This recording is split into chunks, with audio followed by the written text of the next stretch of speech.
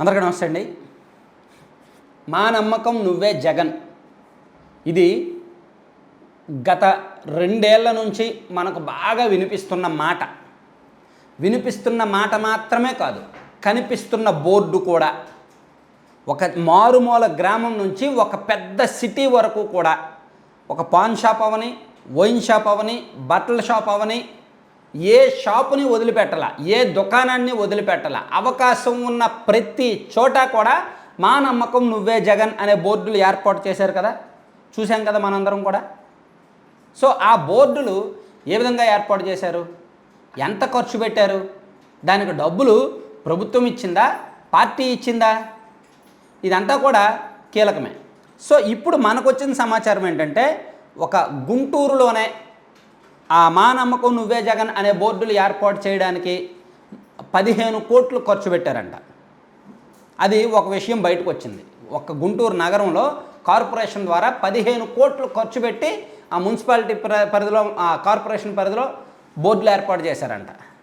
అంటే గుంటూరు లాంటి చోట 15 కోట్లు అంటే రాష్ట్ర వ్యాప్తంగా ఎంత అయి ఉంటుంది? ఈజీగా 2000 కోట్లు అయ్యి ఉండదా? 1500 నుంచి 2000 కోట్లు అయ్యి ఉండదా? అదంతా ఎవరి డబ్బు, ఎవరు తిన డబ్బు? ప్రజాధనం కాదా? ఆ బోర్డులు ఎవరి కోసం ఏర్పాటు చేశారు?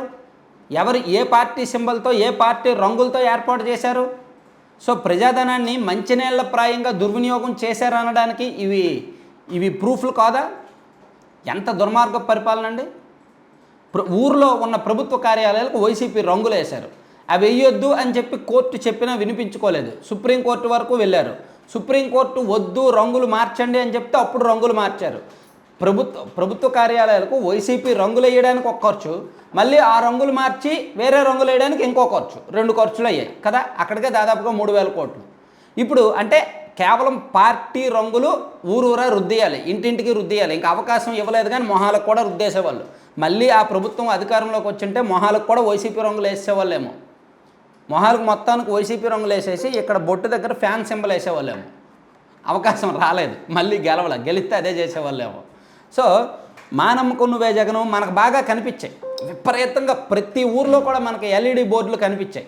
అంటే బ్యాక్ లైట్ ఉంటుంది, అవేమో బాక్సులాగా బోర్డులు ఉంటాయి. చాలా చూసాం మనం, ఎక్కడ చూసినా అవే కనిపించేవి. ఈవెన్ ఎలక్షన్ కోడ్ వచ్చినా సరే కొన్ని చోట్ల తీయలేదు. సో అవి నేను అనుకున్నాను, ఏముందో పార్టీ ప్రచారం కోసం పార్టీ డబ్బులతో వేసుకున్నారేమో అలే అనుకున్నా. కానీ పార్టీ డబ్బులతో కాదు, ప్రభుత్వ డబ్బులతో వేశారు. ప్రభుత్వ ఖజానాతో, ప్రజల సొమ్ముతో ఆ పార్టీ ప్రచారం చేసుకున్నారు. మా నమ్మకం నువ్వే జగన్ అని చెప్పి బోర్డులు వేసుకున్నారు. ఇది తప్పా రైటా? ప్రజాధనం దుర్వినియోగమా కాదా? ఎవరిచ్చారు ఆ హక్కు? ఎన్ని పాపాలండి. నేను అనుకుంటా వైసీపీ ఓడిపోయిందిలే, ఇంకా వాళ్ళ గురించి మనం వీడియోలు ఎందుకులే, ఈ ప్రభుత్వం చేసిన తప్పులను వెంటాడదాం, ఈ ప్రభుత్వం చేసే తప్పుల మీద వీడియోలు చేద్దామని నేను అనుకుంటా. నిజంగా నేను మనసా వాచా కర్మన అదే అనుకుంటున్నా. ఈ ప్రభుత్వం అధికారంలోకి వచ్చింది కదా టీడీపీ, వీళ్ళు తప్పుకు దొరికినప్పుడు వీళ్ళ తప్పులు ఎత్తి చూపుదాము, ప్రజల పక్షాన్ని నిలబడదాము, ప్రతిపక్షంగా నిలబడదాము అనుకుంటున్నా. కానీ గత 5 ఏళ్లలో జరిగిన పాపాలు బయటకు వస్తూనే ఉన్నాయి. ఇప్పటికీ ఈ 3-4 రోజుల్లోనే ఇన్ని దొరికిపోయారు. ఇంకా ఎన్ని దొరికిపోతారో, ఎన్నెన్ని ఘోరాలు చేశారో, ఎన్నెన్ని పాపాలు చేశారో.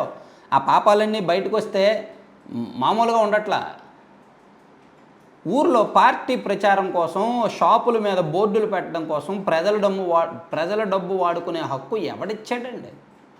ఎక్కడున్నామండి మనం? ఎక్కడైనా జరుగుద్దండి. సోషల్ మీడియాలో ప్రచారానికి ఏపీ డిజిటల్ కార్పొరేషన్ ఒకటి క్రియేట్ చేశారు. ఏపీ డిజిటల్ కార్పొరేషన్ అది క్రియేట్ చేసి సోషల్ మీడియాలో వైసీపీ ప్రచారం కోసం, సినిమా హాల్లో యాడ్ల కోసం, అక్కడ ఇక్కడ యాడ్ల కోసం ప్రభుత్వ సొమ్ము ఖర్చు చేశారు. అంటే పార్టీ కోసం ప్రభుత్వ సొమ్మును ఏ విధంగా మళ్లించారో చూడండి. ప్రజల సొమ్మును, సాక్షి పత్రికకు, సొంత పత్రికకు ప్రజాధనాన్ని మళ్లించారు. సొంత పార్టీ కోసం ప్రజాధనాన్ని మళ్లించారు. ఇంతకన్నా పాపాలు ఉంటాయా? Thank you.